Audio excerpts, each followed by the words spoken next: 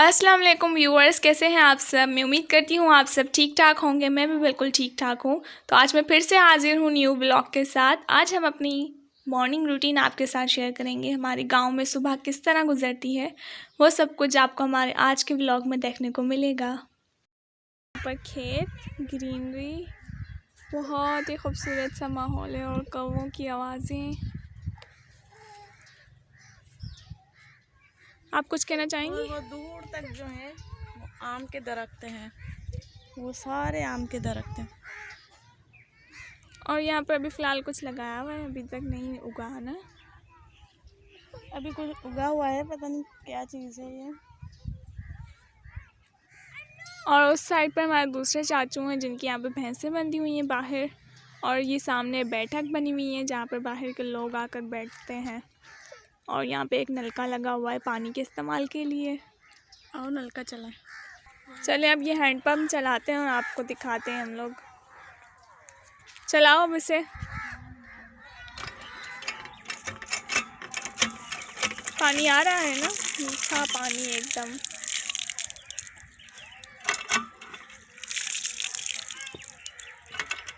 और गांव में सर्दियों में गर्म पानी आता है ज़मीन से और गर्मियों में ठंडा पानी आता है ना। लाइट हो या ना हो, पानी आता रहता है 24 घंटे। जी, ये एक यहाँ पर फैसिलिटी है कि लाइट के बगैर ज़मीन से पानी आ जाता है इजीली। और रास्ते बहुत ख़तरनाक हैं यहाँ के। और मिट्टी के फर्श है और बारिशों में तो बहुत बुरी हालत हो जाती है। अच्छा, ये जो एरिया है वो घर के बाहर का है। यहाँ पे खेत बने हुए हैं और यहाँ पर बैठक है। तो चलें अभी घर के अंदर चलते हैं और ये सुबह की रूटीन हम आपके साथ शेयर करते हैं। और ये सामने सूरज, सर्दियों में ये धूप बहुत अच्छी लगती है सुबह के टाइम की।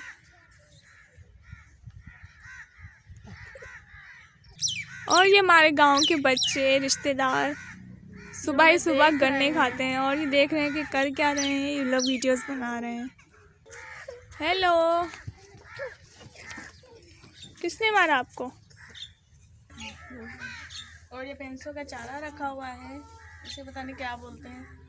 ये भी भैंसें ही खाती हैं और ये ग्रीन वाला भी घास भैंस खाती हैं। ये असल में वो गन्ने के ऊपर वाला हिस्सा है, ग्रीन पार्ट। तो नीचे से गन्ने निकल जाते हैं और ये भैंसों को दे दिया जाता है चारे के तौर पर। तो व्यूअर्स, आपने बाहर का सारा नज़ारा देख लिया। अब ये घर के अंदर का नज़ारा है।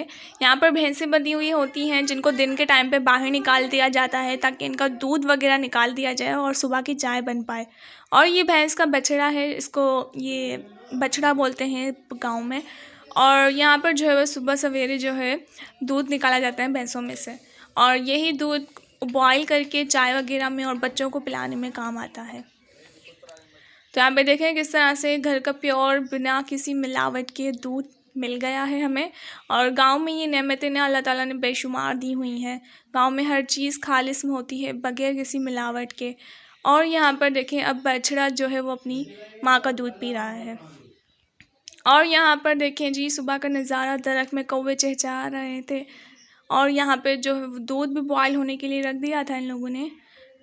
तो ये बॉयल हो जाता है, फिर इससे चाय बनती है, नाश्ता बनता है, सारे काम हो जाते हैं।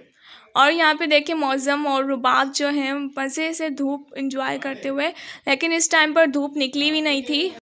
धूप जो है सुबह के वक्त मतलब 8 या 9 बजे तक निकल आती है।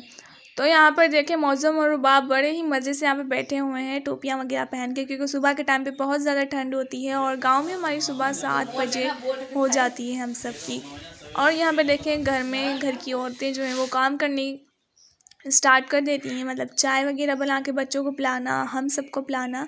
और उसके बाद घर के काम, जिस तरह हम शहर में अपनी सिटी में करते हैं घर के काम, इसी तरह गांव की लेडीज़ भी, यहाँ की औरतें भी, बहनें भी इसी तरह अपने घर के काम करती हैं। और यहाँ पे देखिए कौवे कितने ढेर सारे आ गए हैं, क्योंकि यहाँ पे चाय नाश्ता भी हुआ था ना, तो वो खाने के लिए आ जाते हैं। और ये छोटा सा बेबी जो है वो सिर्फ गन्ना खाता रहता है सारा दिन, मतलब ये इसको इतना पसंद है, ये गन्ना ही खाता रहता है। तो यहाँ पर हमारी रूटीन बहुत अच्छी हो गई है, क्योंकि हमें गांव बहुत ज़्यादा प्यारा लगता है। यहाँ आके हमारा माइंड फ्रेश हो जाता है। तो देखिए यहाँ पर काम हो रहे हैं सुबह के। जो बिस्तर होता है उसको लपेट के इस तरह रख दिया जाता है ताकि ये गंदा ना हो। और इस तकिए पे देखिए ये हैंड वर्क हुआ हुआ है, हाथ की कढ़ाई हुई हुई है। और गांव में जो है वो टैलेंट बहुत ज़्यादा होता है। यहाँ की लेडीज़ लड़कियाँ घर में बैठ के इस तरह के काम करती हैं और अपना टाइम जो है वो इसी तरह यूटिलाइज़ करती हैं, क्योंकि सुबह सवेरे सारे घर के काम हो जाते हैं और उसके बाद फारिग वक्त में वो इस तरह से सिलाई कढ़ाई के काम करती हैं। तो यहाँ पे देखिए बिस्तर अच्छे से बन गए हैं, इन्हें रख दिया है एक साइड पर। सारे घर के काम करने के बाद अब यहाँ पे बन रहा है दोपहर का खाना। आटा जो है वो गूंद लिया गया था और साथ में ही आलू का सालन बन गया है। और यहाँ पे बनेगी गर्मा गर्म रोटियाँ और सब चारपाई पे बैठ कर यहाँ पे खाना खाएंगे। गांव में इसी तरह होता है, गरम गरम रोटियाँ चूल्हे से निकलती हैं और साथ ही साथ सब लोग बैठ के खाना खा लेते हैं। तो दोपहर का खाना बहुत जल्दी बन जाता है गाँव में, मतलब 10 या 11 बजे हम लोग दोपहर का खाना खा लेते हैं। और यहाँ पर मैं आपसे एक बात करना चाहूँगी कि मुझे बहुत सारे कमेंट्स आ रहे थे कि आप कौन से गांव में रहती हैं। हमारा गांव जो है वो नौशहरा फ़रोज़ है और ये हमारा गांव सिंध में ही है। तो मुझे कमेंट्स आ रहे थे कि आप अभी बताएं आप कौन से गांव में रहती हैं, आपका गांव कौन सा है। तो मैंने सोचा मैं आज के व्लॉग में उनको बता दूं। अब मुझे लगता है कन्फ्यूज़न दूर हो गई होगी और आप सबको मेरे गांव का पता चल गया होगा। और दूसरी बात ये कि जब मैं शॉर्ट्स वीडियो अपलोड करती हूँ उसमें काफ़ी कमेंट्स आते हैं कि आप नाते लगाती हैं, आप दुरूद शरीफ लगाती हैं अपनी रेसिपीज़ में, ये बहुत बड़ा गुनाह है, ऐसा है वैसा है।